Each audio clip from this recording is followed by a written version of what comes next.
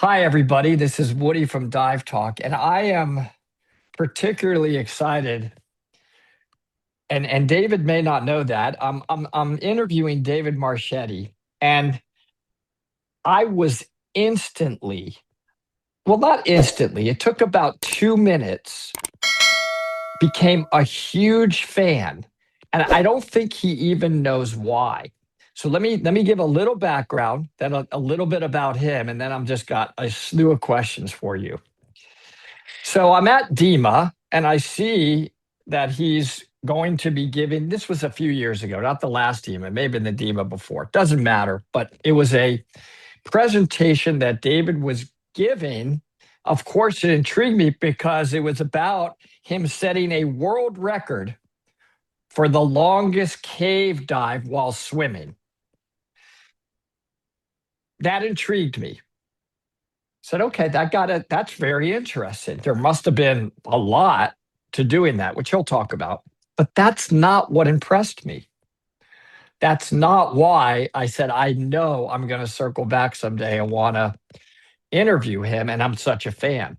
What was fascinating was just how absolutely approachable, non egotistical,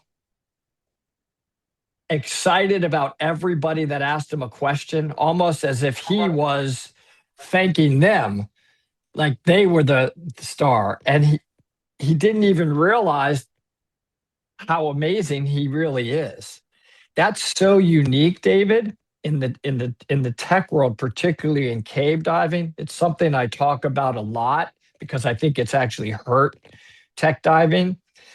And you should know that's why I'm such a fan. So I know you're sitting there getting a lot of compliments, but we're gonna let me tell them a little bit about you. You founded Ghost Divers probably at one of the worst periods in time. I think it was 2020. Then you bumped right into COVID. So a little bit more Tech Cave Instructor Course 2021. You set your world record not long after that in 2023. You're going to talk about that longest cave diving swim. Incredible. You're in 2023. You became an advanced cave multi-stage instructor, an advanced cave side mount instructor. My very first, and you're in Tulum, Mexico. My very first question: how in the world did you survive COVID financially? Okay, Woody, it's actually a very interesting topic to start with because it's not just when I started Ghost Divers. Ghost Diver was just a result of a change in my mind about what I wanted to do. Um, First of all, I'm here in Playa del Carmen, which is not far from Tulum. But for example, when divers come to dive with me, I have to specify it's not Cancun, it's not Tulum, it's Playa del Carmen. Well, anyways, it's 45 minutes apart, so I operate in all along this area. Um, so, Woody, I used to work a lot as a freelance, meaning for other dive shops. And then I decided to do something for myself.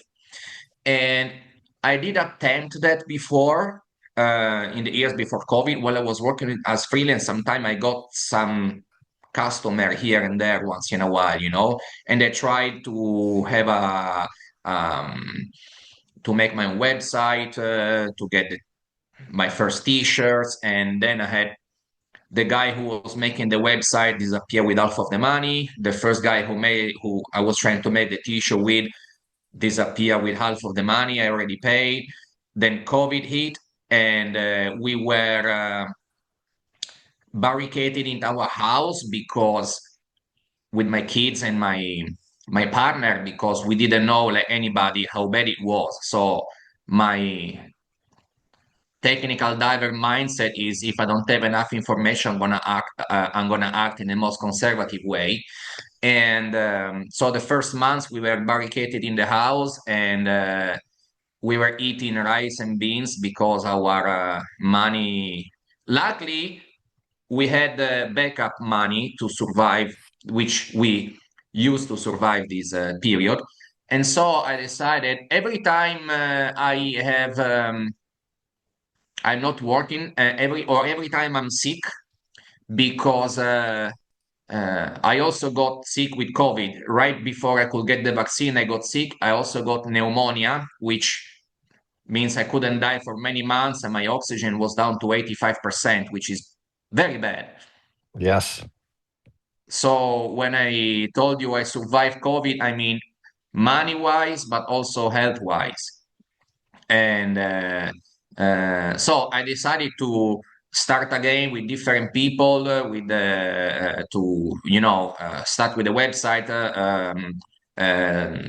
having a clear idea, especially a very clear goal about what to do. So despite having little funds, I had the time to focus on it. Make sense? Woody, do you remember the movie? In Italy, it's called, I think also in English, it's called Dragon, the story of Bruce Lee. There is a movie Yes. which is a biography Yes. of Bruce Lee. And when he got injured to his back, because at the time he was doing karate, he got injured in his back and he created Jeet Kune Do. At least this is what they show in the movie. He started to create, he dictates to his wife to write the book with the rules about Jeet Kune Do, which is the martial art he created, while he was paralyzed in the hospital.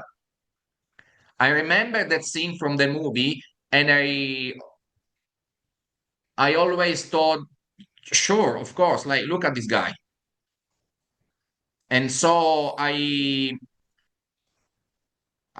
always use these moments to do something constructive for the future rather than focusing on how much it sucks to be there, because I many years ago I got bent. Then I had a surgery to close my PFO, which I didn't know I had because I listened to the wrong people in past. So many times in my life I spent 2 to 4 months out of the water, and I use these periods to study and improve my knowledge, and study different topics from diving to marketing to teaching techniques. And COVID was one of these moments where instead of just freaking out with the kids scrapping the door because they wanted to get out, I I give a shape to this. And then when we realized that people were not dying on the street like the media told us, then we started to stick our nose out and realize that things were not terrible, especially here in Mexico, because the weather helps here to, well, I don't remember all the details, but anyway, after a little bit, I start to put my nose out, I realize, okay, it's not that everybody is dying like and but still, there was no work, there was no business at the time. I still survived as a freelance, working maybe 2 3 days a month while building Ghost Divers, no. um so yes, we survived COVID by not giving up and focusing on the future rather than on the present, basically. That's why I started with that question. I wrote down a bunch of what you just said, okay? Because what I want to get out of this interview is I want a lot of people constantly ask, what is it?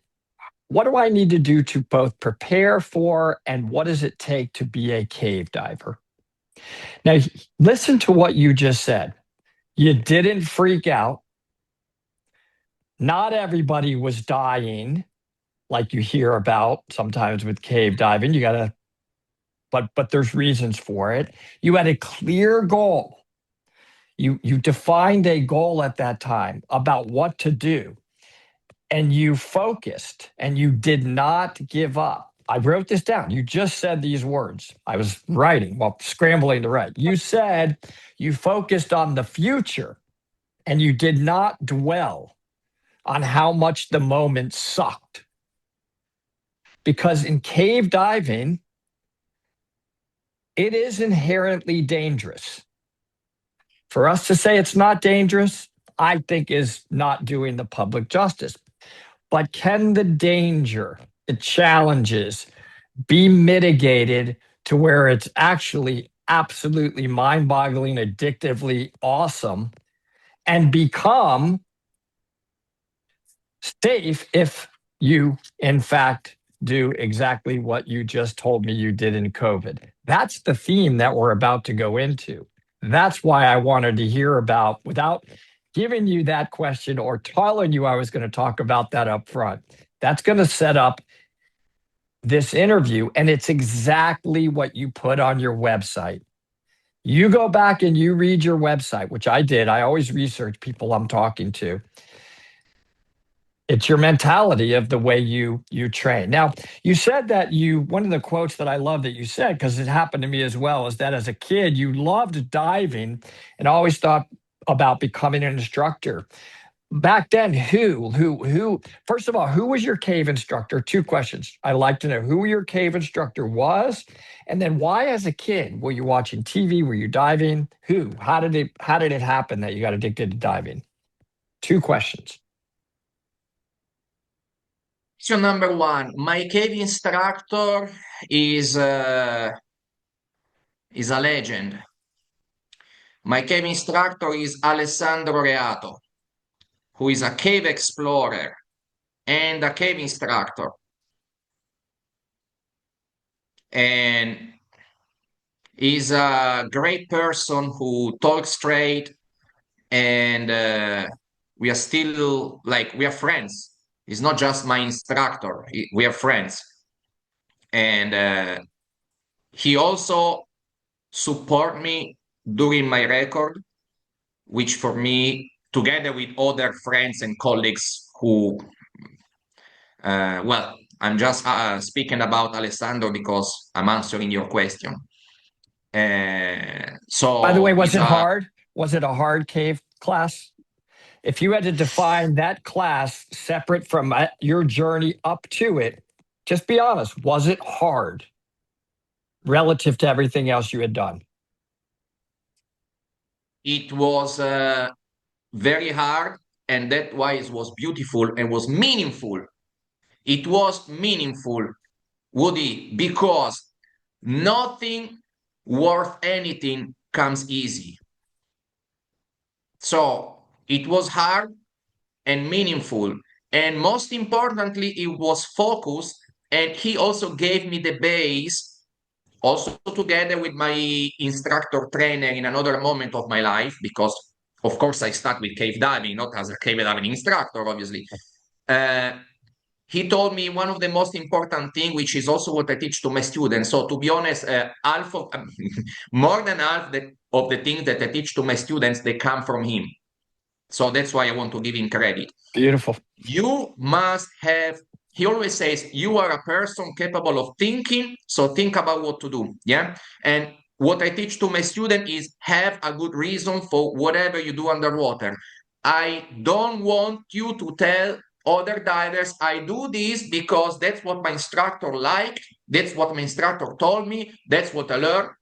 I rather tell you, I don't remember why I have to do it.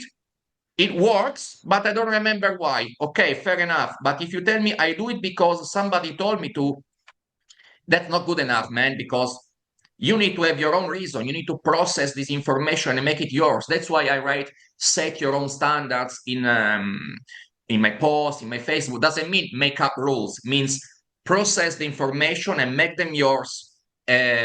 So, being able to share gas with the long hauls is not just because that's what they told you, it's because you made this process yours. So thinking about why you have to do something and how to do it is the most important lesson I've got from Alessandro, and I learned it by dying in training several times, making mistakes and learning from the mistakes, So let's say, because that's very interesting, if your student, you demoed a skill in the cave diving, maybe it's the way you pass the long hose. Maybe you put them in back of you. Maybe you put them in front of you. And there are instructors that do it different in cave diving, the victim. What if they do it in a different way than you taught them, but they do it effectively. You were rescued. You journeyed through wherever you were going to take them to in your class. Maybe it was to the point of the caverns or whatever. You said, okay, Jill, let's stop. What if they did it effectively, but it was not the way you demoed it? And they then told you later, well, I did it that way because it's more comfortable. You were closer that way, whatever. Would you make them redo the skill? Or would you consider them to have what we called masters of that skill? Well, there are two very important aspects about this topic. One is related to what I just said before, which means allowing students to make mistake and dying in training. What does it mean? I want my student to experience dying in training or killing the teammate because of a mistake. Of course, we are not speaking about, I mean, it's a supervised environment. So I don't do stuff like, I close you the tank, let's see what happened. Or, like it's, and also it depends on which mistake. There are certain mistakes that you must fix right away or there is no coming back. And other situation where you can actually allow the student to do mistakes. Oh, that's also why we do confined water. Like you start in an open water area, few meters from the surface to do the skills. You don't go in the cave right away. By the time you're in the cave, the bad mistakes shouldn't happen anymore. They can still happen. That's why you have to look after it. But dying in training is always. And the funny thing is that I don't have to make a scenarios. They already made their own mistakes by themselves, and I just there. Yes. So you don't have to correct everything. Actually, if they learn from themselves rather than from you, is even better. So they don't have to look at you every time they do something to see if it is right or wrong. So when we speak about students who are already tech diver, this is where your question come into place. No, somebody is already a tech diver, a side mount diver, come from the cave course, or he did the intro to cave in Florida and comes here to do the cave course in Mexico, completely different environment. There are very general standards that applies everything everywhere all the times, and then you have to adapt these general standards to the local situation, to the environment you find now. And of course, because I tell the students never do it because I say so, I just tell you why. Yeah, because look, man, you're not gonna die with me tomorrow. Why should I force you to do something that I like if tomorrow you go back to do whatever you want? Why should I force you to buy the equipment I use if tomorrow you're gonna use a different setup? Bring your stuff, bring your skills, and let's see where we go. Because if somebody start from zero, I tell him, do what I do, the way I do it, and explain you why. If tomorrow you see a way that for you works better, as long as it stays within the general standards for and mostly for emergency procedures and navigation, well, then go for it, because this is the beginning. So the environment and the mission dictates the procedures and equipment. This is probably one of the most valuable things I learned from my small experience in the army, which was the terrain always win. So the environment and the mission determines the equipment and the procedure. Doing a lost line drill in Florida or in Mexico is very different. In Florida is a single tunnel with the current, with flow, and Mexico is a labyrinth with almost no flow, very shallow also, very different. Very shallow means you also have more time to solve the problem, by the way, because you consume less gas proportionally in the same time, so I have students coming with their own equipment. Most of the time, they did the course with an instructor, for example, an open water instructor who is not a cave diver or a tech diver. So he's an open water instructor, he's a side mount instructor who did what he could. Because look, if you come to take a course with me and your equipment looks like crap, should I blame you? Should I blame your instructor? If I was teaching Simon 10 years ago, Woody, as a PADI open water instructor, I was probably going to teach you to dive like a Christmas tree. Yep. You know, man, maybe not like a Christmas tree, but you know what I mean. Like, so you cannot blame the other instructor. He did what he could. Yeah. The student did what he could. Now we are here, and so I tell the students, it's not about me. It's not even about you. It's about the guy that you need to help. So you must be fair to him. So the procedures, the mental work to create a new muscle memory, it's for him, for your teammate. And it doesn't matter what you want. It must be comfortable, sure, otherwise you cannot deliver. But there are certain things that don't work, and I have to change them for safety. Like I have students who have the long hose, they show up with their system and they place the long hose outside the tank rather than inside the tank. It's gonna scratch against the wall, it's an entanglement hazard, it's not safe to deliver gas like this, for example. Or they put the Goodman handle on the right hand. They say, no man, the Goodman is on the left. Otherwise, you're gonna punch me in the face with the light when you give me gas. Stuff like this, you have to fix it right away because it's not about me, it's not about you, it's a general standard based on helping somebody. Now, if you have the 90-degree elbow on the long hose or not, I don't care as long as you can deliver me the hose properly. You know, if I switch regulators with one hand before to give gas, but this is me, is not a standard of the course. I don't tell my students that switching regulator with two hands is wrong, because it's not. So I tell them what they need to do, why, and how. If they already know how to do it because they learn it somewhere else, I tell them, okay, do what you know. Let's see how it works. If you figure out that you're not efficient, then you can try my method.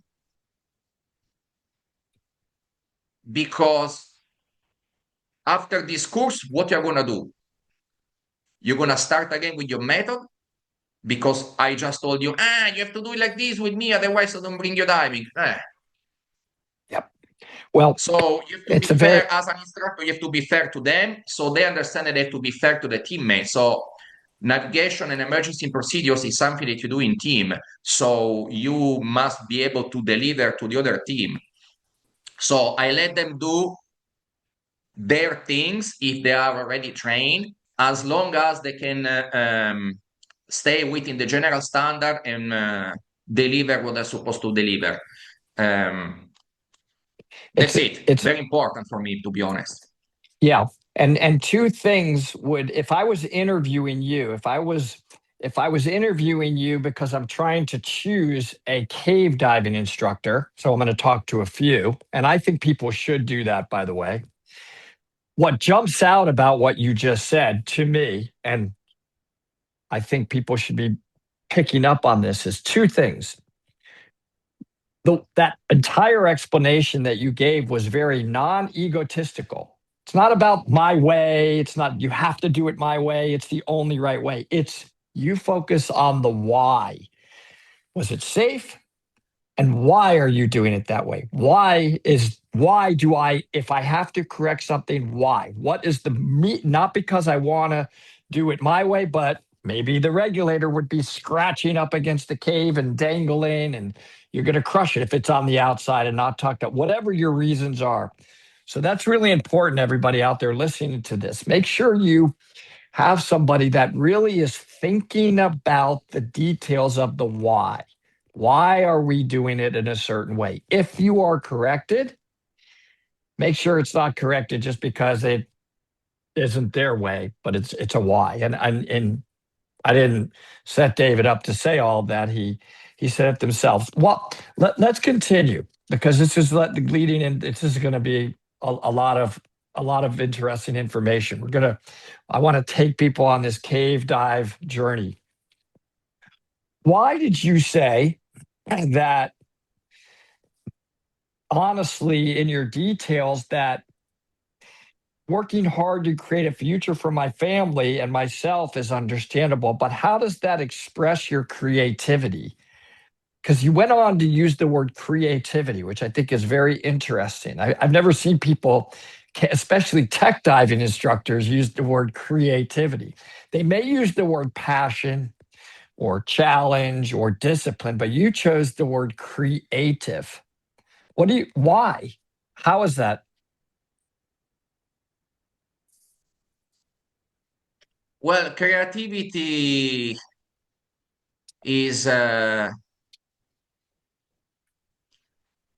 trying to give you a meaningful answer, Woody, rather than just shooting a Whatever your chat heart GPT feels. definition of it.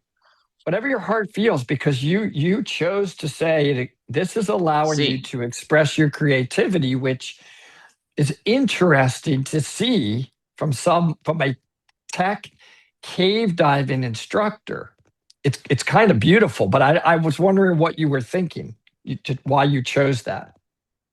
I'm gonna tell you a story to answer this question, which also link back to the question from before about when I start diving as a kid, something like this, no? Sure. Um,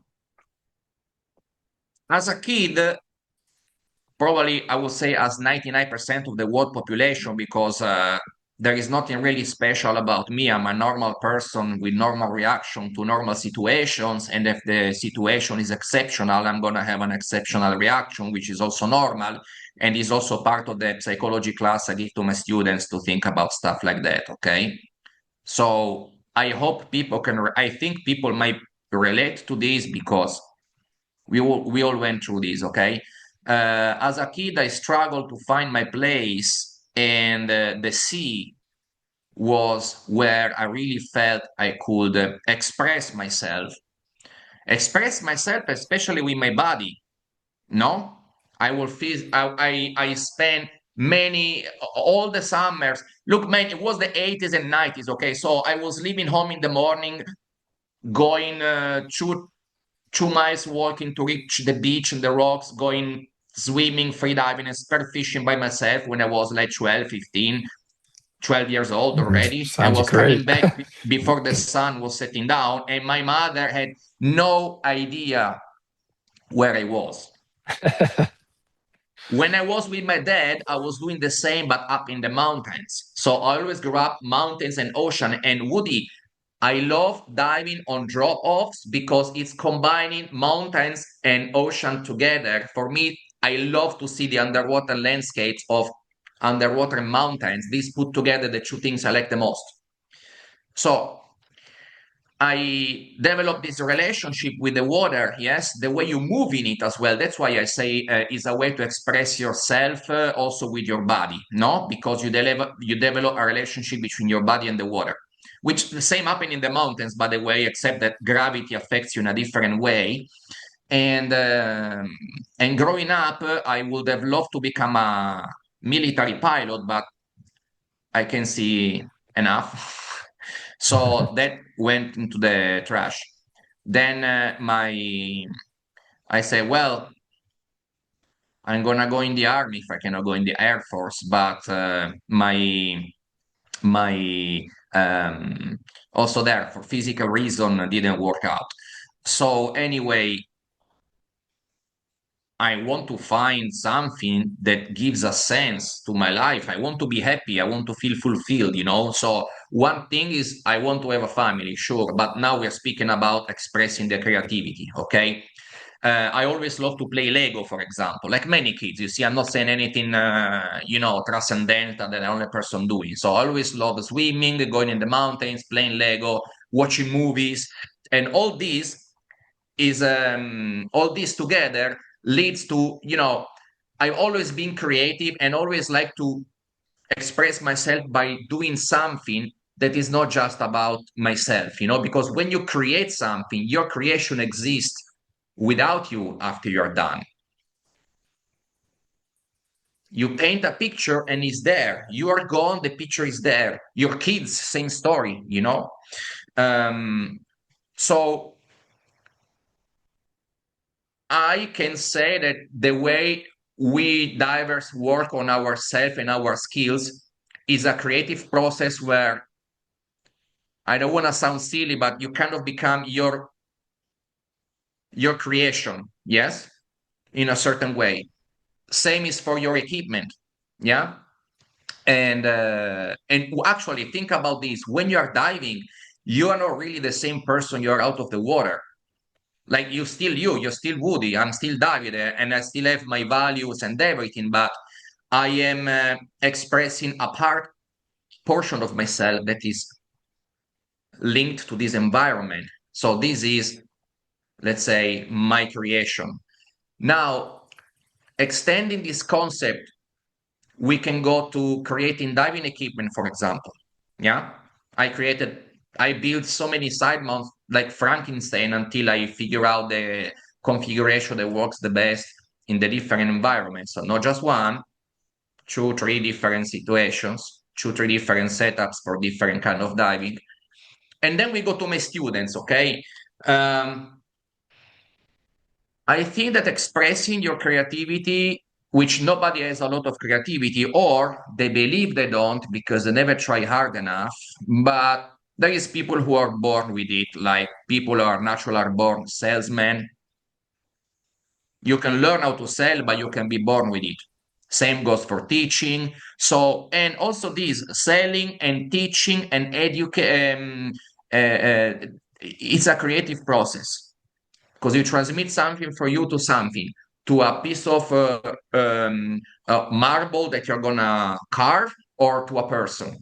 So the way today I'm expressing my creativity in diving is myself, my equipment, and the students. And what is interesting, maybe for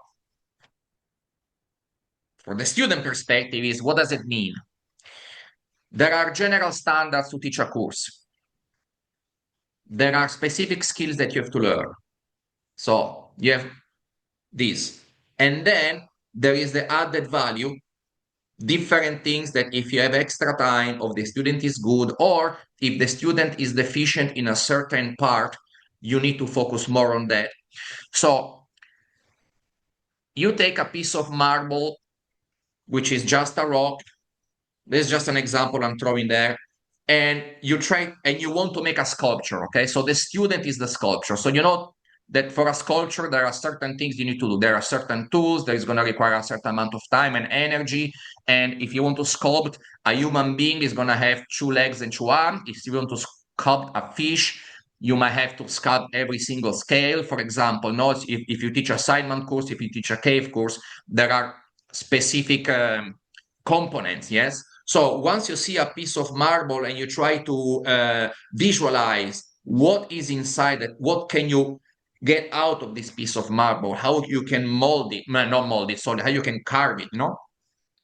And then your sculpture is already inside it, you just have to pull it out.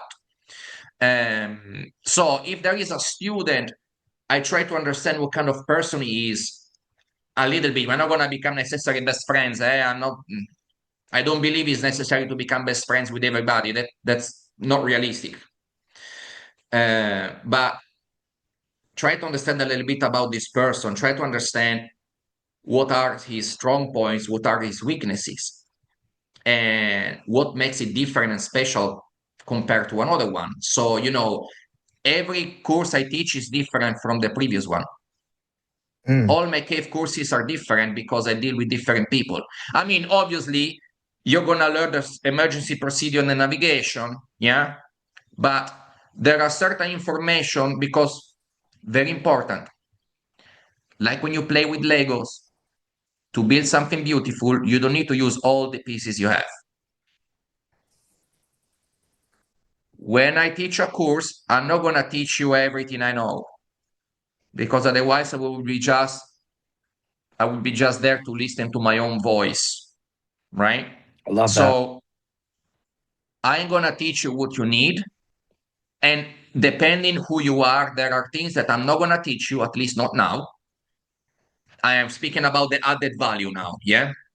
And there are things that I know I can teach to you. And, maybe I can focus with you more about equipment configuration. You're already a great swimmer. And there is another student we're maybe going to spend 2 or even 3 days perfecting the propulsion techniques.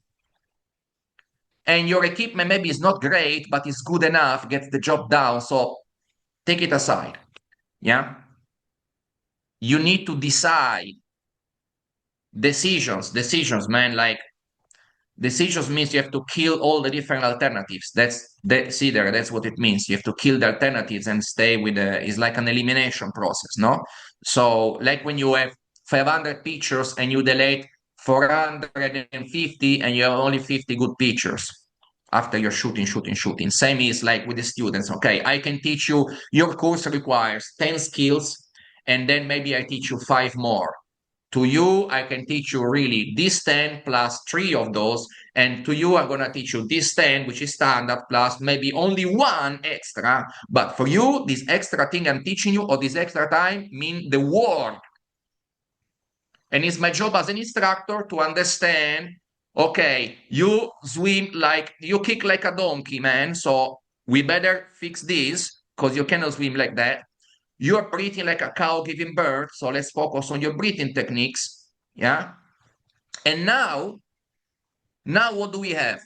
From the marble rough to a sculpture. So the student, I want the students to experience this because I think this is the most beautiful part.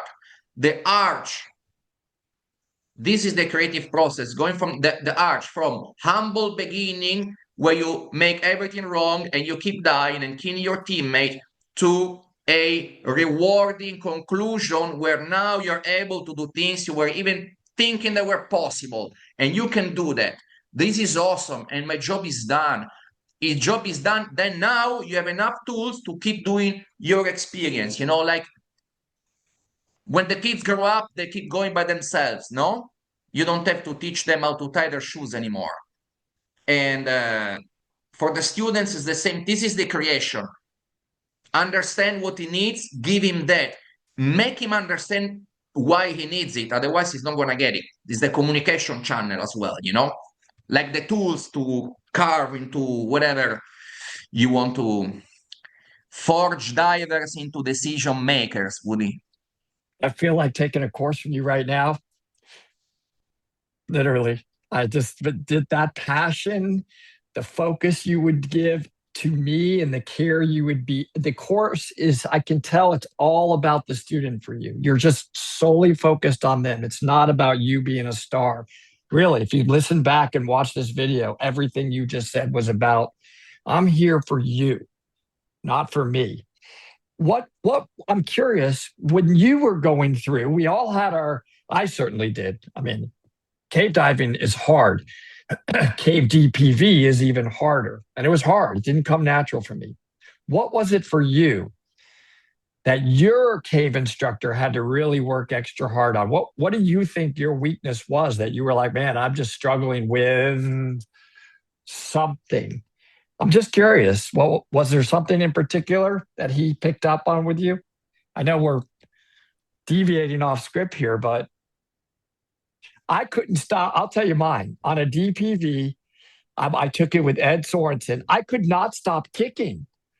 I would be on the DPV and my legs, man, I was like, I don't even know why they're moving, right? You're so used to moving them. And then all of a sudden, you're not moving. I couldn't. And finally, after on my practice, keep practicing, I got it. And it just clicked and it felt so much better and let the So that was hard for me, especially in flow. But anyway, I'm just curious if you had something in particular that you remember. See, and if I want to really give you a good answer, I should extend it not just to my cave course, but to my instructor course. Okay. I always had, and I still have, a very big ego, Woody. Okay? It doesn't I seem have a, like it. oh man, look, I'm gonna tell you something. Most people who think I'm an asshole, I definitely give them a good reason to think that. And maybe Fine. somebody deserved it and somebody else didn't, and I can blame them, you know?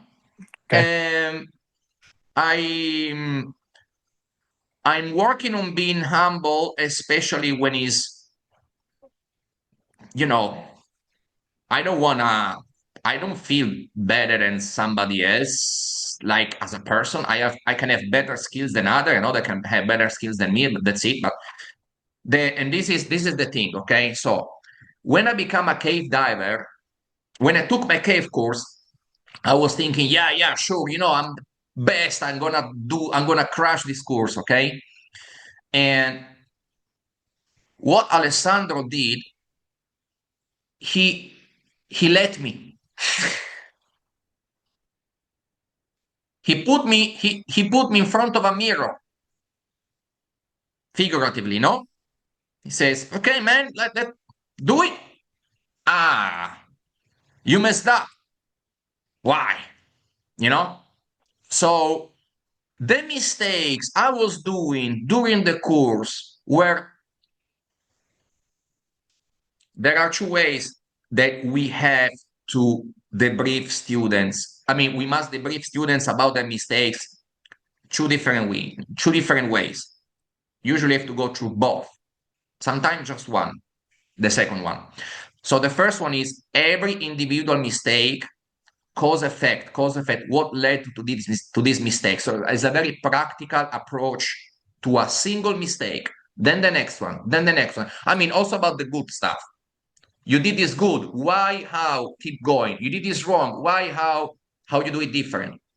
But then you must identify a pattern.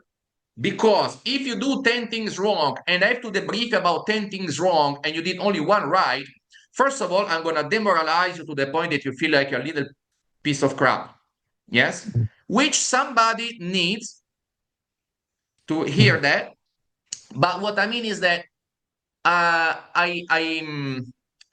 believe in the positive feedback, Woody. You cannot just give crap to people. Like if you do everything crap in one dive, I'm gonna tell you did everything crap. So the positive feedback is not necessarily, but you did one thing good. You killed everybody, but you didn't kill yourself. Congratulations. No. That's not the positive feedback I'm speaking about. The positive feedback is actually related to the second part of how I debrief mistakes, which is a pattern. If you did, when I tell this student, look, you did this wrong, this wrong, this wrong, this wrong, this wrong, this wrong, this wrong. You see, you did 10 things wrong and just one thing right. Now, it doesn't mean that 90% of the things you do are crap. It just means that now together, we're going to identify the pattern, your processing mechanism that leads you to do these kind of things. Might be a psychological thing, might be based on your rational or of your maybe your rational mind, might be your emotion. Okay. For example, I have OCD and I need to do everything in a certain way, and I really have to use it at my advantage in my job because repressing it is pointless. It doesn't work to repress it. So I can use it as a tool in my job, but I have to be careful not to overdo it. That's why I'm not going to debrief you about 10 mistakes. I'm going to tell you, you did this is wrong. Okay. Why? What happens in your mind that leads you to do all these mistakes? So now all these 10 mistakes, we make it become one. And it's not going to just be a mistake. I'm going to tell you, let's work together to understand what happens here that makes you do this, and this, and we fix it. So the positive feedback is not necessarily lying to you, telling you did one good thing with balance 9 wrong. She obviously doesn't, but it is help me to understand you because there is nothing wrong about you. I just need to find the best way to transfer the knowledge to you. And so far, it didn't work. Maybe it's too early for you. Maybe I don't understand you enough. So let's take the blame out of the equation. Let's take the shame out of the equation. So the positive feedback is to give the students, help developing with the students the tools you need to actually get to the point. And if you make this click, the next dive, all these mistakes are going to disappear. Most of them.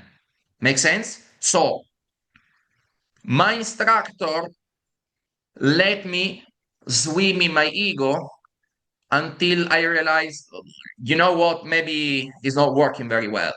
You know, he was debriefing about every single mistakes, of course. Yeah, like I also do. But then you say, okay, why? There must be something more. what do we need to address? Do you have to stay calm? Do you have to like study and understand stress? Because repressing it is tell somebody stress to stay calm and see what happens. That's not the way. You need to understand. You need to study. So Alessandro helped me to focus on the mission and environment and providing and becoming a better diver because was necessary, not out of ego. Yeah. But it wasn't done because after I became a cave diver, I felt even more of a superhero. Hmm. That happens. So when I was finally ready to take my INTD instructor course, which was for the advanced nitrox instructor, which is the first step, because in INTD, before to become a cave instructor, you must be a tech instructor because then you become a technical cave instructor. You don't just become a cave instructor, you become a technical Mhm. cave instructor, which is kind of a big deal because you need to learn not just how to do the compression in open water, but how to teach it. And then you become cavern, and then intro to cave, and then technical cave. So when I took my intro to, my advanced nitrox instructor course, at the time I took it with Protec, a very important shop in Playa del Carmen and I know Tulum. them well. Patrick And Wigman and that crew, and they're at the amazing, time by they the were way. teaching, Had to give them an amazing start. They are, I think. at the time they were teaching INTD. We speak about a decade ago almost. Yeah. And no, actually, probably more than a decade. I don't know, man, time flies. My instructor trainer was Matt Anders, who is a German Viking. And he was also the instructor trainer of Alessandro Reato, my instructor. Wow. And man, that was the most meaningful course for me because I was already a PIDE instructor, very experienced, yeah, at least I thought, Yes. because my objective in my mind was to impress him, to show him how good I was. Yeah. That's how we. I know. That's how we start. That gets humbled really fast, right? He, to- he told me, I have 10,000 technical dives. Nothing you can do is going to ever impress me. And then he told me, you are not here to show me how good you are. The focus must be on your student. You must be fair to your student. So stop showing me your exotic equipment configuration. Go back to deer configuration. I was doing the course in doubles in backmount with all a bunch of crazy modification because that was my creativity at the time, was Mhm. making experiments. I'm gonna show him how I do things, and he's Mm. gonna say, wow. He didn't say wow, he said, damn. Go back to basics because you're going to have to teach this to people who never used it before. Be fair to them. Doesn't matter what you want to do. The only thing that matters is, are they going to be safe? So this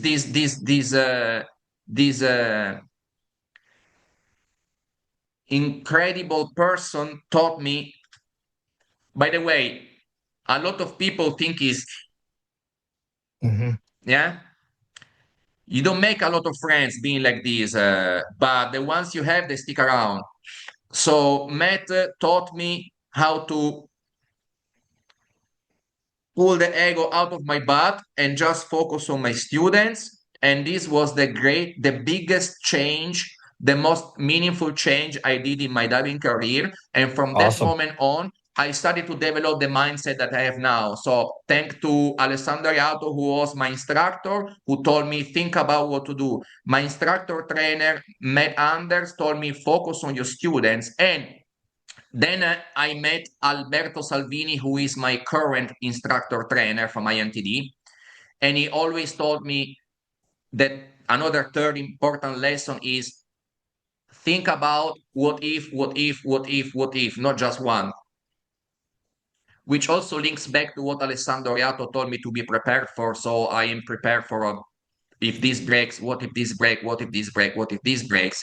And with Alberto Salvini, who is my instructor trainer, is what if your student does this, what if your student does that, how can you fix this and fix that? More, not much about my own skills, but about what if the student is gonna make this and this and this, how you're gonna react to this.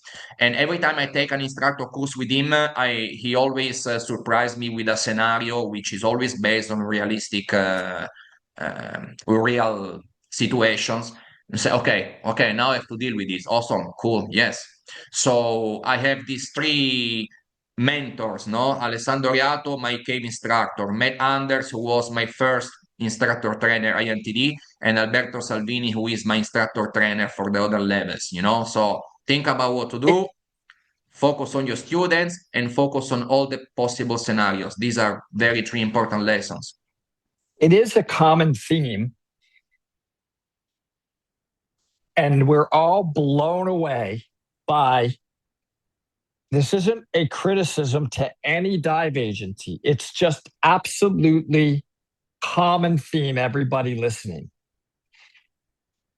How much you think you know as a recreational dive instructor or even a recreational dive instructor trainer coming up through one of the major agencies, doesn't matter, PADI, SSI, right?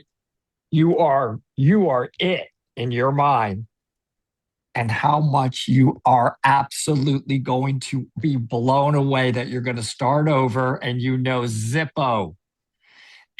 And you can't get there. You can't believe, come on, there's not, how much more can there be, right? It's hard to, you don't know what you don't know, but it's a common theme. You just said it.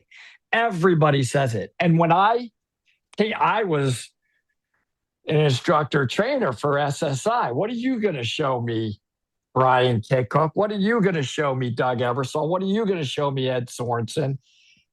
Everything. You know what they showed me? You don't know shit. I don't mean to be rude, but David, it's the same thing you just said. It's complete. So that is leading to this next question. And I want people to understand it. It's not to bring you down. Take me through what you think they need to be prepared for when they show up to you, to thinking they're God's gift to the world. I know you get instructors that now want to go into technical diving in cave. What is the cave class going to be like? How many days? What are they going to do? What's the general change that you have to see? This is a lot in one. I'm just asking you, what are they? And I want you to not skip this question, this detail. What does it mean to you for them to master the three most important skills that you, in your mind, are just either they master them or you cannot allow them to go into these caves that we started this conversation that are inherently, man, deadly. That's a lot of information I just gave you, but you set this up. I told you the questions I emailed you don't necessarily, but they are. We're covering those topics anyway in a really nice, natural way. It's so mind-boggling. I'll just finish with this. It's so mind-boggling of a consistent theme of I thought I knew everything to I didn't know anything. And by you taking us through this cave dive training journey I just asked you to take us through, and what you think mastering is, and what you think the three most important critical skills is and why, maybe that'll help them understand this journey if they make a decision to go into cave. Because everybody says the same thing. Well, Woody, this is very important. It's a very, very important topic. I'm actually working right now in these days to improve my communication via email to transmit exactly that, because, I always tell via email, guys, let's fix a call, even a video call. I'm old fashioned. I like to see your face, even if might not be your instructor, because we are a team of instructors with the same basic values. Even this one? Like, what if you saw this one? Would I still be invited?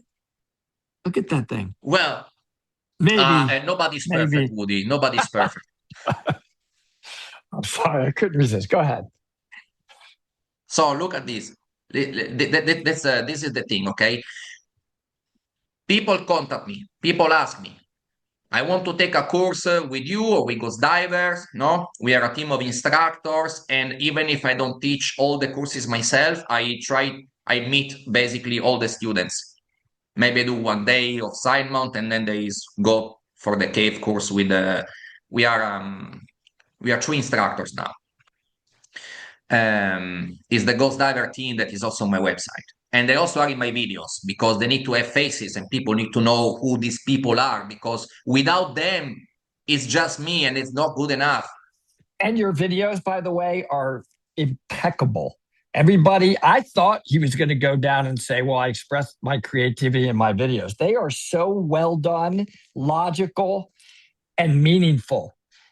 Watch his videos. I do. I watch them all. I share every one of your videos when you put them on our Facebook page. I don't do that with everybody. But anyway, that's off topic. Let's stay on topic. But you are really creative in those videos. Okay. So I can't wait for you to take me through the cave dive training journey. Take everybody through it because it's humbling, man. This is how it works. Yes, by the way, yes, I express my creativity also with my videos. I forgot to mention it, but yes. You do. Now, let's focus in on the student. When a student contact me and we go through this, we have this conversation. There are 2 components, the practical component, which are your skills, and the psychological component, which is your why. I don't need to have perfect divers. A diver to start, also because the course can be divided into cavern, intro, and cave, okay? So this is what I tell them usually. Most of the time, divers with less than 200 dives, they struggle to complete the cave course. If you never use the technical equipment, we need 1 or 2 days extra just to get used either to doubles or to side mount. But you must have excellent buoyancy, excellent propulsion techniques. That's what you need to have to start, which 200 dives roughly should give you that. But I also had students with 100 dives who are much better than people with 1,000 dives. So I give you the benefit of the doubt. If you want to take a cave course and you have 100 dives, I tell you, most likely you're not going to be able to do it. But if you come to Mexico, you come for 2 weeks, we can start with side mount and cover.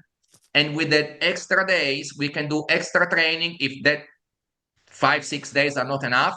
Or maybe we can go to the intro. Let's see where it goes because I don't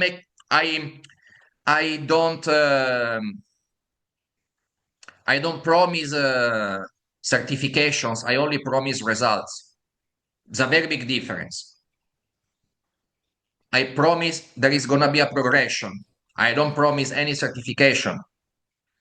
I cannot tell you on paper, yeah, 200 dives, you're going to be great. No, maybe you suck and you need somebody to tell you in a way that is not just going to create a barrier between the 2 of us. You need to be in front of a mirror. So the skills are these. Okay, you have 200 dives. Can you swim back? More or less. Okay, maybe we can fix it here. Is your frog, your helicopter good enough? What is an helicopter? Okay, man, maybe we're going to start with side mount. Maybe we go for a fun dive for a couple of days. We do fun diving and then we see where it goes. Like just because somebody tells me I have 200 dives, my skills are perfect. Sure, come for the cave course. Doesn't mean you're going to make it. It means we're going to start. Yeah.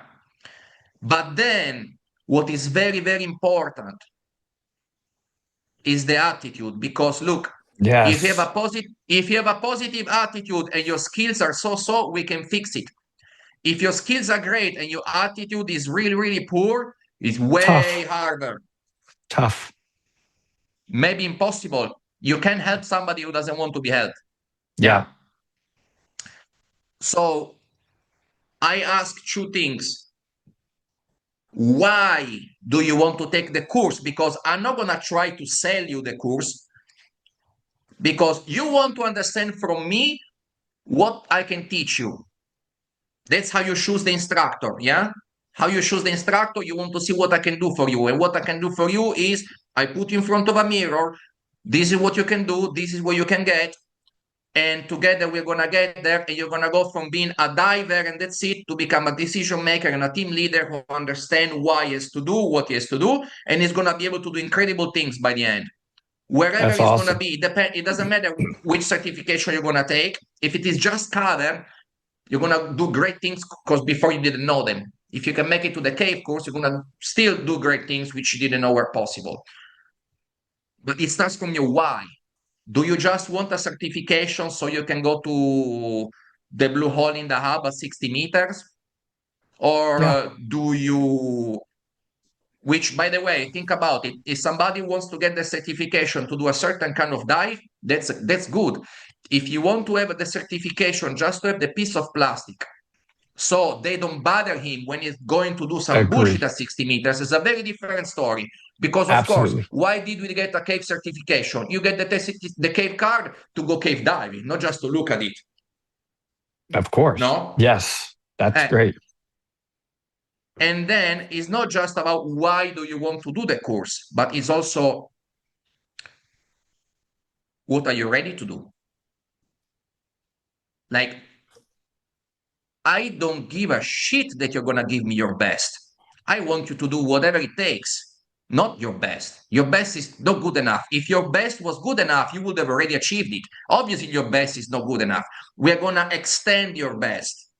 You have to do whatever it takes, but you don't have to do whatever it takes. You don't have to do whatever it takes to please me or to get your card. You need to do whatever it takes to be an asset for your team and not a fucking liability if shit happens. That's it. That's it. Positive attitude and skills allow you to be an asset for your team and not a liability. And look, man, why do I dive solo? I love to dive solo because I don't want anybody around me. Few friends I dive with. And of course, divers who hire me for that, no? Hire me. They contact me. Let's go diving, sure.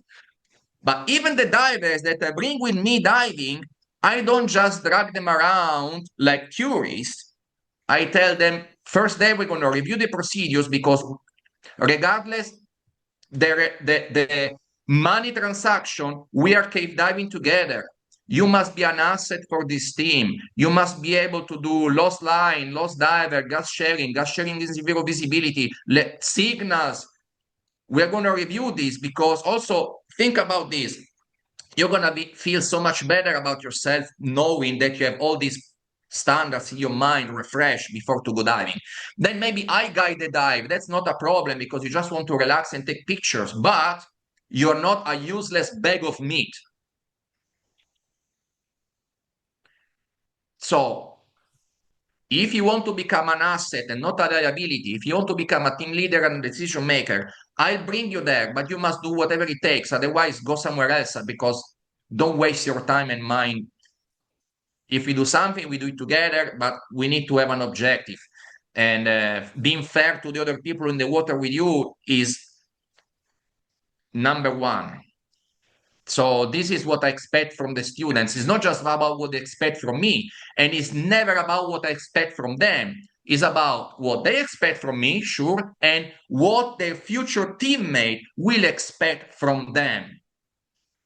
It's like, when the president says, don't think about what your country can do for you, but what you can do for your country, It's not what you can do for the president, it's what you can do for your country, for the people who are with you. So that's the same thing. You don't have to make me happy. You have to be an asset for your future teammates. It's just critical in cave diving. It's absolutely critical. It's just a matter of whether or not you may have to save somebody's life. You have to recognize that if you're thinking about going into cave diving, you really may. These are, you can't go to the surface. So, what is mastering a skill? When did you say you've got a skill, and what are the three top ones for you? I know you're going to say there aren't three top ones. You got to do them all 10 or whatever it is.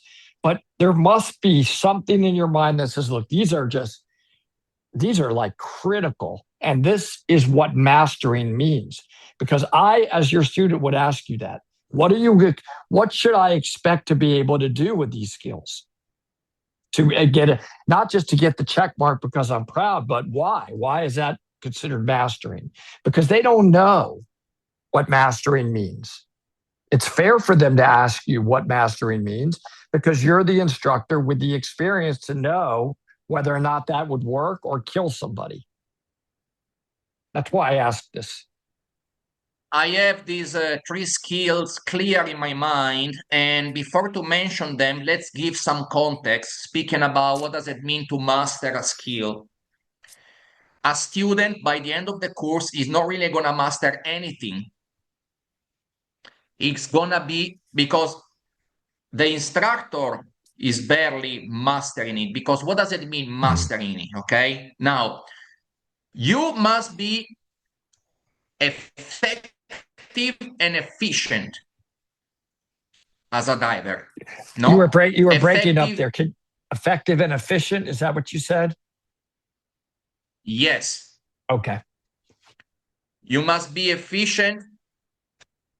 See, the connection was you must be efficient knowing which compromises you can take to achieve the goal, and you must be effective in that one aspect of the goal that you cannot compromise.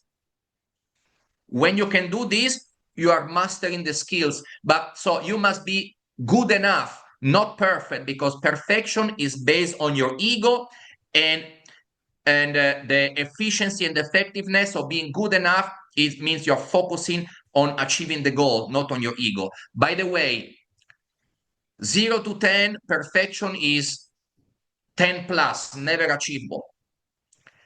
Being good enough is not a 6. Being good enough is a 9, 8, 9 out of 10. That's what good enough in cave diving, technical cave diving is. 8 out of 10 is good enough. Very important detail, okay? So by the end of the course, you must be good enough.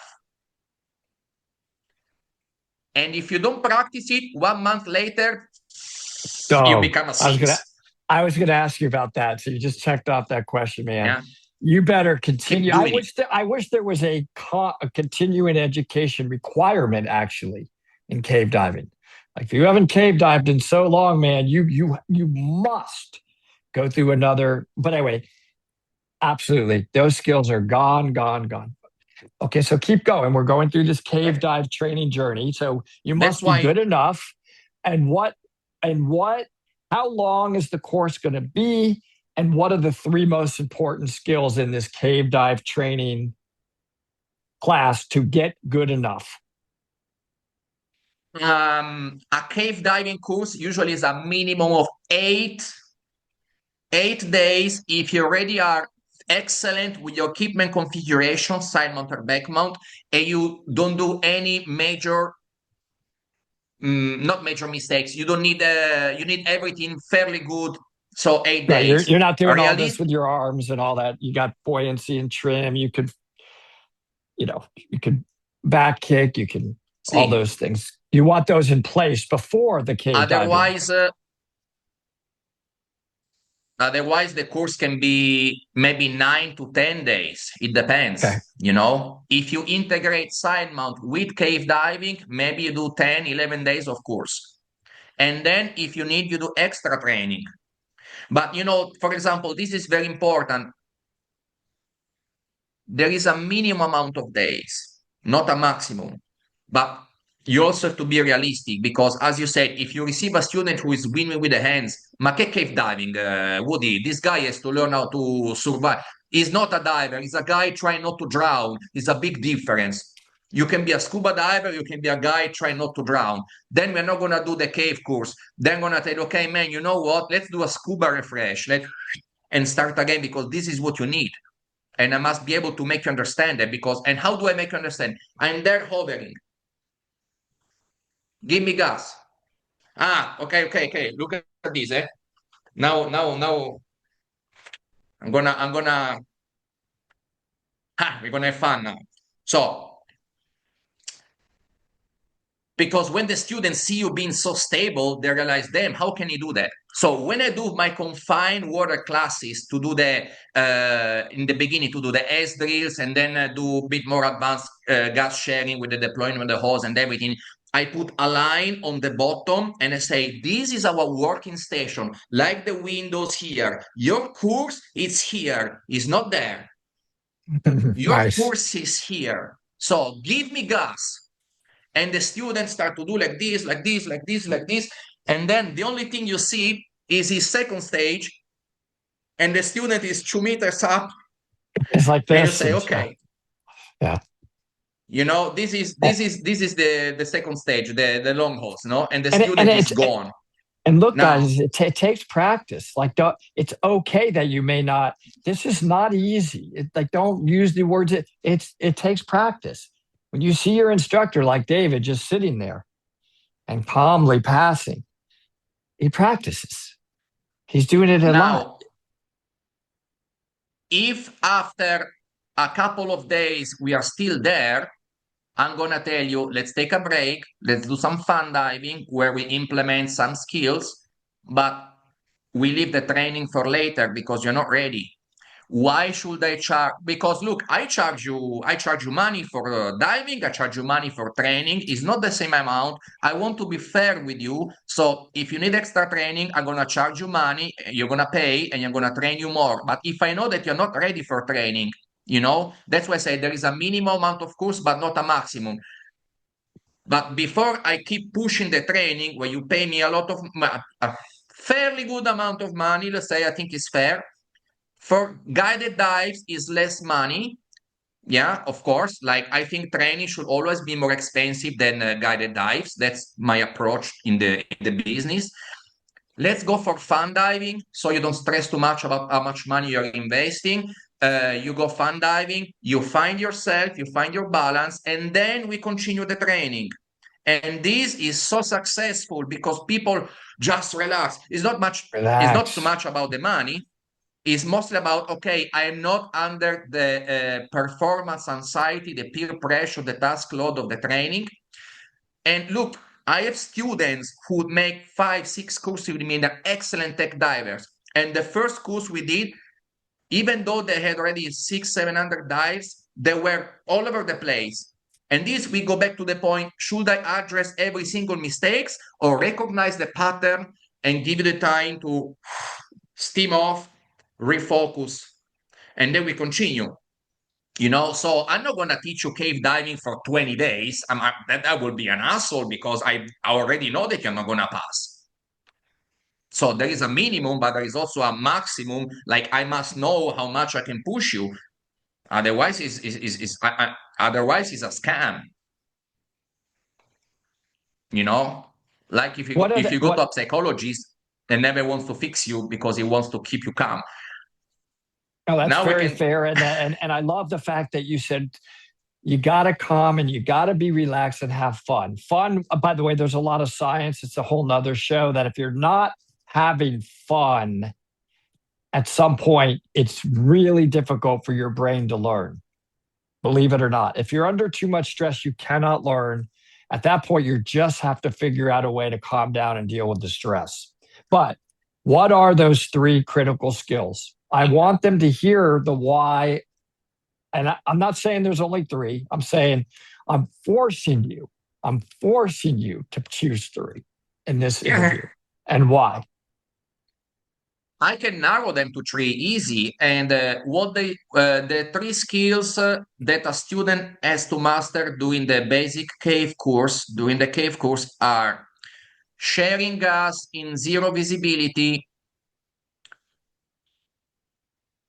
the lost line drill in zero visibility, and exiting a cave, performing complex navigation in zero visibility. Yes, that's an awesome drill. Because this is about being an asset, yeah? And not a liability. And for those And we must watching, do it in. for those watching, because they may not understand, David, it's easy for us to understand. When he says zero visibility, I want you to understand that you cannot see your dive computer. I'm not kidding you. I've been in those situations. It's zero visibility, which it's very rare or ever may not happen in the ocean. You can be in zero. You cannot see anything in a cave.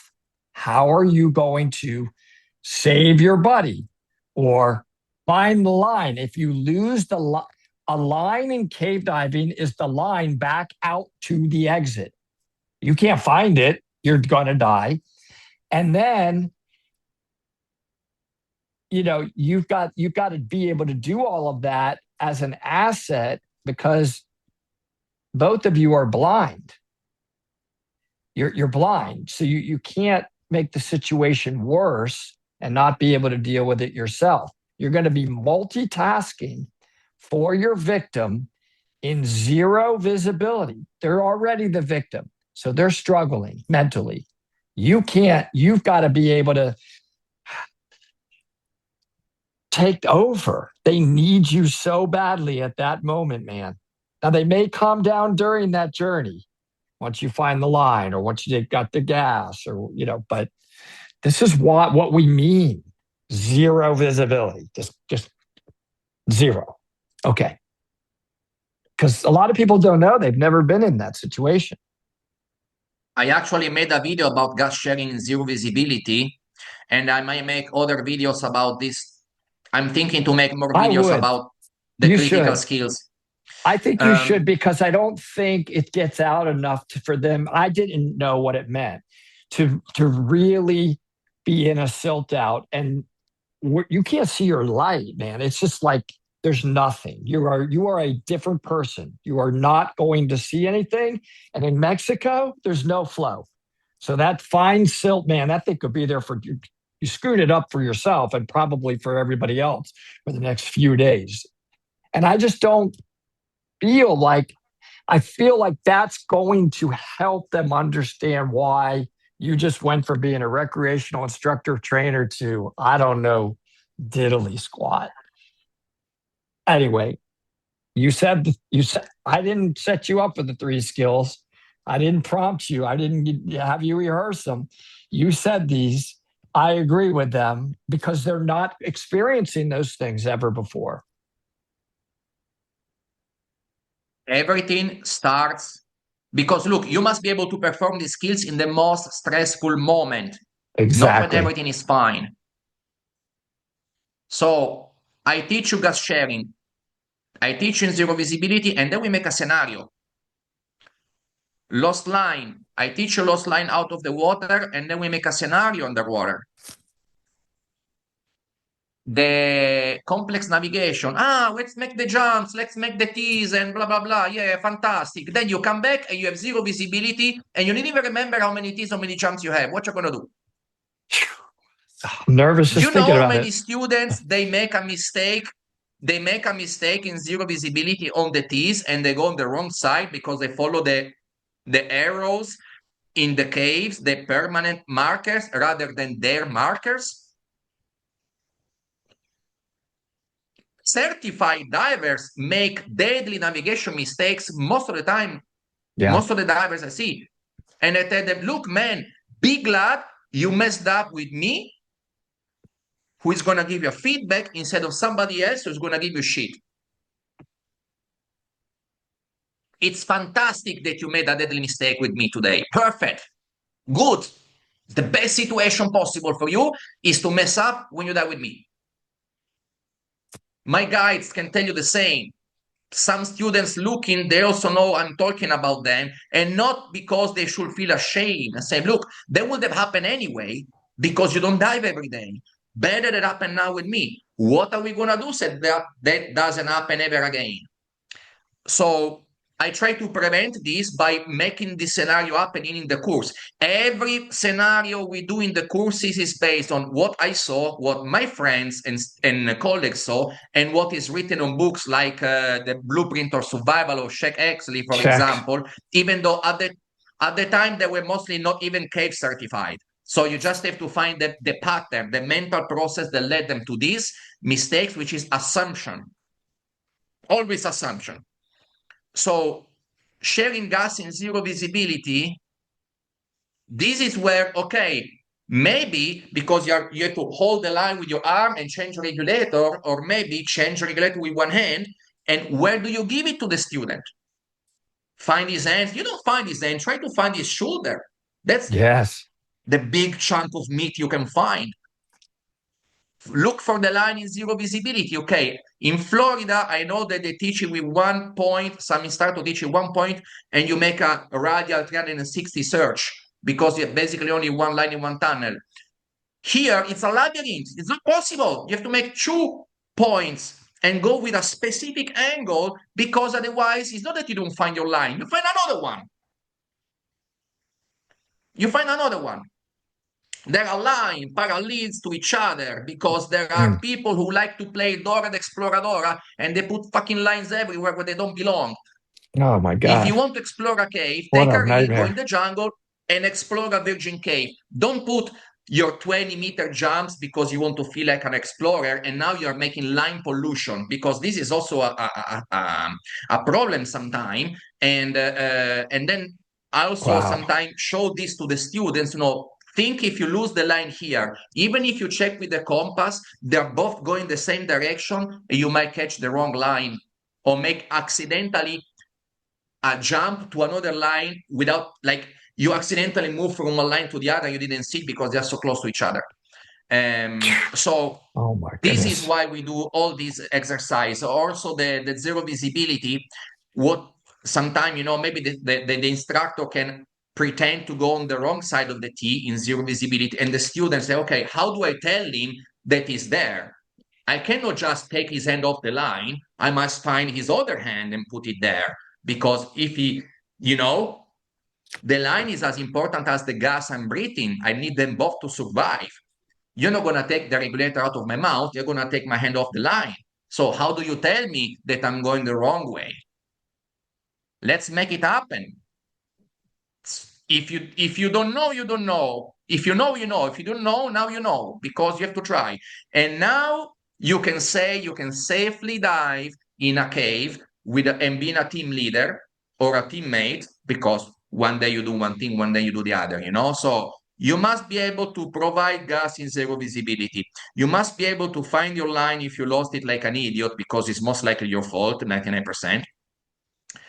Also cut and repair the line, but this happened many times to me, to actually have to cut and repair, or the line breaks, I have to fix it, especially in salt water in the halocline. But it's not completely zero visibility. And the other is, yes, complex navigation in zero visibility. Complex navigation in zero visibility. When you come It's out, hard. you It's hard. you don't take anything off the cave. You just have to read all the crap that you put down, which also give you an idea. That's why it's so important to personalize your line, so you find Yeah. it when you don't see anything. Writing your name on a cookie is bullshit. You have to personalize it for zero visibility. You must feel it like Braille code. You must feel it in zero visibility. Then you can put your name, sure, but make sure you are 100% certain this is the way to go, not that, so you don't die. Now, these are the three most important skills, and we must do it when it's stressful. And the component of having fun that you mentioned before relates also to the stressful sensation, because people don't give up during the course when they're not having fun. That's very important, okay? Because if I train you doing something very, very stressful, you're not having fun in this moment. Maybe later, when you're driving home, you think, man, that was fun. But in the moment, you're shitting your pants, even if it is Yes. training, because it's your first week in the cave and you're thinking, is the instructor really in trouble, or is just making a scenario? Doesn't matter, Woody. You just have to react in a certain way. Now, it doesn't matter if you're having fun. Your feelings, let them in the background and operate. People don't give up when they don't have fun. People give up when they forget their why. Why am I doing this to myself? or when they realize that it's not what they want. After a difficult training day, I always ask my students, I don't necessarily ask them, did you enjoy? I ask them, are you still convinced that this is worth it for you? Mm, I awesome. don't, Wow. if you have Love fun that. or not, is about you. If for you, Mm, if you're having fun or not, it's about you. If for you is worth it, keep going. Influence also how you're gonna be able to assist others. It's like the morale of the troops. If the morale is down, things go wrong. It's not just about fun. You don't speak about fun in the military. You speak about morale. If you lost your commitment because it doesn't make sense what the hell you're doing, then go home, man. It's okay. I give up on real estate, on that career, because it didn't mean anything for me. Best thing I ever done in my life. And it's a fantastic job. I just not my thing. If you start a cave course and realize it's not for you, please stop. Let's go for a beer. And tomorrow we go dive with the bull sharks, whatever, man. Do mm, something meaningful. Because if it's not meaningful for you, you're going to fuck up for somebody else. It's not about fun. You're going to have fun after the course. Actually, personally, I have fun doing stressful things. So this is also mm. probably an important thing to say. If you like to challenge yourself in stressful scenarios, then yes, it's fun. Then yes. Do you think if somebody is going to be wanting to do cave diving and they are a closed circuit rebreather diver and they want to become a closed circuit rebreather cave certified, should they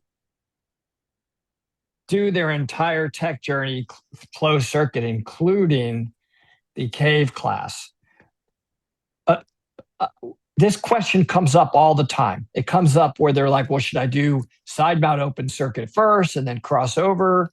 Because, I know I want to cave dive in closed circuit rebreather. Because let me tell you, for those of you that are listening, you just heard this is going to be a game changing class. It's not, it's just the word hard has to come into it. And now you're going to make it extra hard. I can tell you right now, your closed circuit rebreather cave diving class, buoyancy and trim, doing exactly those difficult skills in zero visibility, also on a closed circuit rebreather at the same time, which may break on you at the same time. So now you're dealing with multiple problems, compounds the difficulty of what you're about to do, but it's also awesome. This closed circuit rebreather, we don't have time to discuss all of the reasons I believe it actually adds a tremendous amount of safety, in my opinion. We're entitled to, if you are properly trained. But what do you think about that? It's a continued question we get. There are two kind of trainings in scuba diving, okay? There are equipment qualification courses and extended range courses. Equipment qualification courses means I learn how to use twin set, I learn how to use side mount, I learn how to use rebreather back mount, rebreather side mount, yeah? Equipment qualification courses, which are always relative to your current diving range. And the extended range courses means I can go deeper, I can stay longer, I can use more tanks, I can penetrate more. So tech diving, decompression diving, cave diving, this you extend your range, yes? Equipment qualification is side mount, back mount, rebreather, DPV, dry suit. Make sense? Yes. Now, it's possible to combine an equipment qualification course with an extended range course if the equipment is made for that environment, like side mount for cave diving.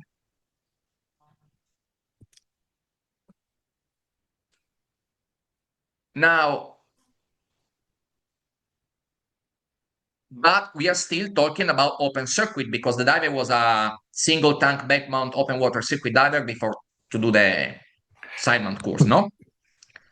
This is my opinion based on the divers I had so far. Most of the divers who are open water, even tech divers on Rebreather, they don't really have a clean configuration most of the time. And if they start the cave course with a rebreather, it's probably gonna be tricky. There are very, very few rebreather divers who are, but because by the way, you might use a different rebreather or completely change your equipment profile to fit in a cave. Yeah. And especially if you use side mount, you have to modify even more things than if you use back mount.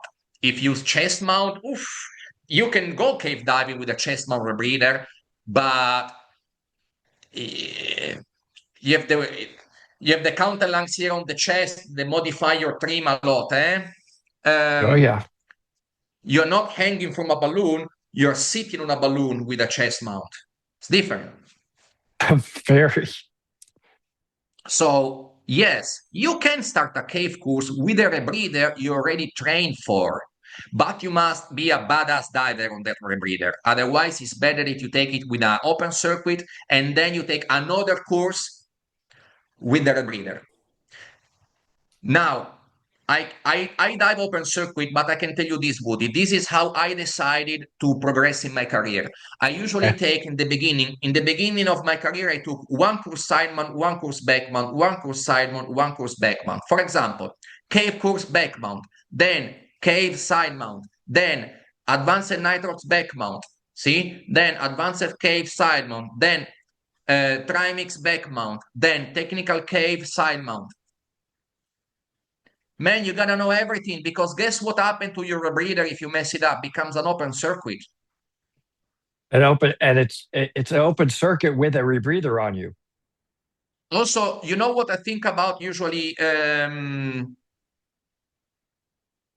If you switch from closed circuit to open circuit, your suck rate is gonna be tremendous, and you must make sure that the penetration you did is enough for your bailout, for your breathing rhythm with CCR, not because switching from CCR to OC doesn't mean that your lungs are going to switch from CCR to OC in a minute. If you do 15 liters a minute open circuit and you do 20 on the Reb, if you have to switch to your bailout, you're still going to do 20. You're going to do 20 forever, probably. So you also have to consider these factors. But so I think that you should definitely do well. Anyway, I don't teach this because I teach only open circuit. I do guide divers in rebreather, sure, no Do problem you for think, guided are you dives. gonna, Everybody, do you feel like you're gonna want to progress into being a cave diving closed circuit rebreather I, instructor? Because so many I, of your colleagues there in Mexico, I mean, you're talking ProTech and Patrick. I mean, it's Sidewinder too, right? I mean, it's the world is talking about it right now. So it does enable a lot if used properly. I'm just wondering why, I'm looking at your journey. I study my people before I interview them, and I'm thinking about your mentality and your drive to improve. And I'm wondering why you have not done that. the environment and the mission determines the equipment and the procedures. Now, the average depth of the caves I'm 60, diving, right? it's 60 it's feet. it's it's 30 feet. Many Yeah. caves I dive at It's nice, by the 50, way. I love at that. 20 feet. 20 I feet. say love that. It's really nice.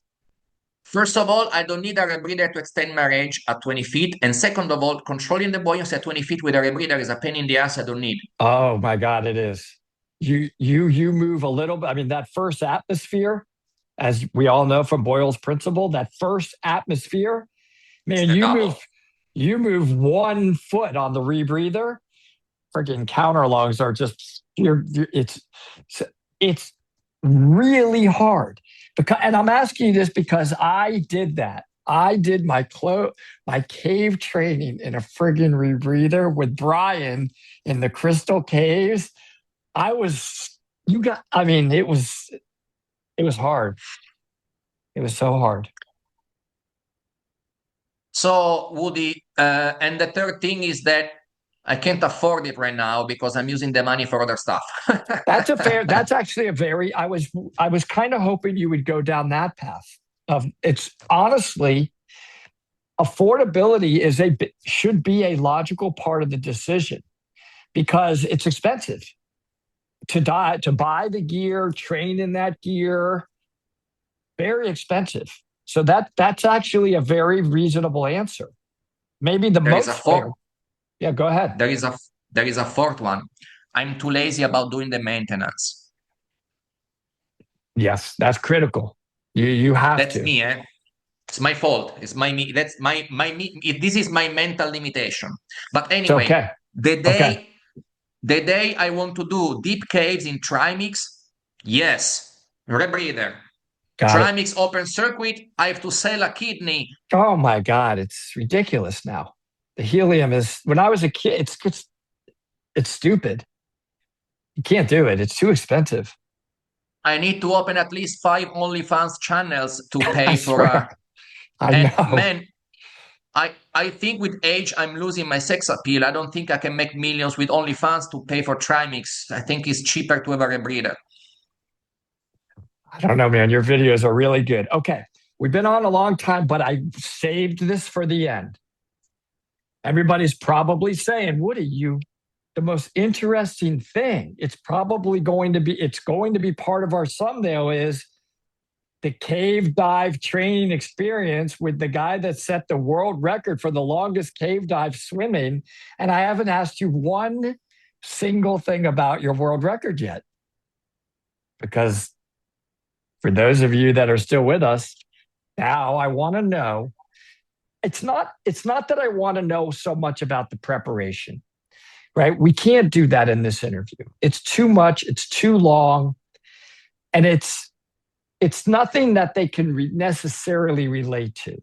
What I really want to know, why did you want to attempt the world record for the longest cave dive? And describe the emotions during the training experience. Did you ever say, I don't think I'm going to do this? And then the emotions during the experience. I'm too old to want to feel discomfort anymore when I dive. You know what? I don't need that in my life. This is a world's record in frigging cave diving. So just describe in your mind why you wanted to do it, the emotional part of it. And yeah, I just want to hear your thoughts on it. Like how did this happen, man? It happened by accident. Oh, interesting. By the way, my video on my YouTube channel about the record and also the two talks at the demo show, they go over this in detail. So now I'm just gonna go to the meat. And we'll link it. We'll link that in the video so you can watch his video about the process, about the training, about all of that. That would take a whole nother video, which he has. I want to get in your head. This whole interview is about being in David's. I love you because of your thinking. That's why I wanted to do this interview. So, what was in your head on this whole thing, man?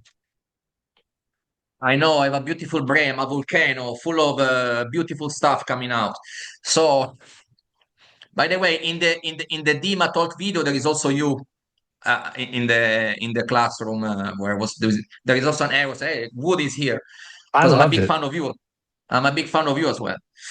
Thank you. Um, anyway, I like to challenge myself and push my limits. This is part of the creating process, how I express myself.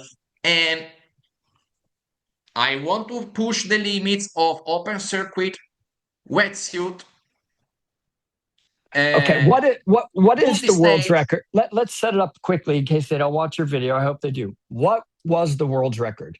And then go through the experience. Because they may not even know. What was it? Sure. What how many meters or feet did you swim? How long? Let me read it. Yeah, I think I wrote it down, but I'd rather you See, tell I them. did a very long cave dive with a lot of stages to swim for 8.6 kilometers in 10 and a half hours, rounding the numbers, with That is some nine serious tanks. prep. Oh my God, that's a lot of preparation to be able to do that. It really I is. had all my equipment was customized. My wing, my freediving wetsuit, the camelbacks on my scuba tanks, the catheter to pee like a pseudo pee valve, because obviously you need that, all custom. And so everything started just because I want to push my limits. Let's see how many times I can use. Let's see how far I can go. Let's see what's the best suit for this and for this. And I love to work on equipment. I would love in the near future to produce my own side mount, you know? So this is like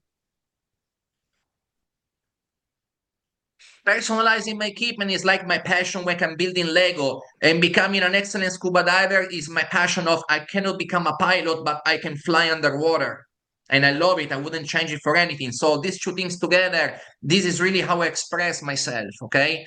So, and this is also what I said in the beginning of the video. It doesn't matter if it doesn't have to make sense to anybody, not even to me. I just wanna do something that I enjoy, that I like doing it. It has to is connected to a positive emotion, not to a rational decision. I use my heart to decide why I want to do something. I use my brain to understand how to do it. Yes, the rational thinking is the planning and execution, but the reason why is emotional. And then you gotta put your balls to do it. That's it. It's true. Yeah. Because you are gonna push your limits and you're gonna find who you are. You During it, was there any moment where I'm like, man, I'm out of this. I'm not going to be able to do it, and you had to overcome and push something? Did something happen? see, on the way back, I dropped my wet knot where I had all my dive plan with all my times, and I have to recalculate my gas to go back in to find it. I did find it. It cost me half an hour. Wow. Uh, but I know how to recalculate my gas, which I already did during the dive anyway, was part of the plan. So I had to do an extra gas recalculation to go back to find it and going out. And so I was a little bit late on my schedule uh, because of that, but I didn't want to leave it in there. Man, otherwise I need to well, no? So to make to check the records to see how long I did. Wasn't just my wet note, when my wet note and my dive computers were part of it to demonstrate what I did. And the last 2 hours we've been out, I was like, man, I'm bored now. Fucking, I was bored the last 2 hours. Woody was like, ah, let's go. But still, part of the challenge, overcome the boredom, focus on your objectives, keep going. When I reached the open water, the end of the dive, to be honest, I still had energy to go for another couple of hours, but I did complete my plan. So I called the day also because it was 6 in the evening anyway already. So you asked me what I was thinking while I was doing it. I was thinking, and this is also what I teach my students to make sure that they stay focused on why they drag their ass Good. in the I'm water, glad you're because the going there only because I'm glad you're going there because I want to know what you carried from this see, into your classes now that you didn't before. I do want to kind of end with that. That's where I was headed. this is how you know you're doing the right thing. being there, because your constant underwater is you. Everything has changed, but you, it's you, your ass is there, deal with it. So this is how I control, this is how I balance my emotions during stressful moments, challenging moments. I think about, I am the person I want to be, I'm doing what I want to do, where I want to be, with who I want to do it. So these three things: I am who I want to be, I am where I want to be, I'm doing what I want to do with who I want to do it. Keep telling this yourself. It's like a mantra. Mantra technically is just a sound, no? But anyway, these phrases help me to stay focused when I'm doing something challenging. And this is what I felt all the time. I felt like this progression led me to this moment, and I felt a lot of respect for the activity that I was doing and the people with me who believed in me. So I was a lot of, I want to complete the dive plan because I respect the activity that I'm doing. I don't know if it makes sense. Like, I respect cave diving, I respect this planning, the people with me. I didn't want to do a record. I was just talking with my friends. Hey guys, by the way, I'm doing these dives. You know what? Today I managed to do this and that, because you talk with your friends about stuff like that. It's active bragging, Woody. And then my friends from Bonassi, who is my instructor for the rescue course and dive master, told me, man, I'm going to sponsor you. Do a record. All right. Then I'm sure. That was it. And I was just diving on my own. I beat my own record 5-6 times before to do that dive. I was just doing, I did that dive, the real dive that I did with the teams of divers with videographers and the judge and everything, because it's a solo dive, because I'm the only one who have been swimming for the distance, and for most of it I was alone. But doing the record, there were teams of divers to record what I was doing. But I did that very dive by myself more than once. And And then by the way, you're making me think that for those that are, again, not cave divers, they may be thinking, that's how big these caves can be. yeah. That in itself is mind-boggling, man. You may not have even been as far as that. It probably goes further. Can you imagine?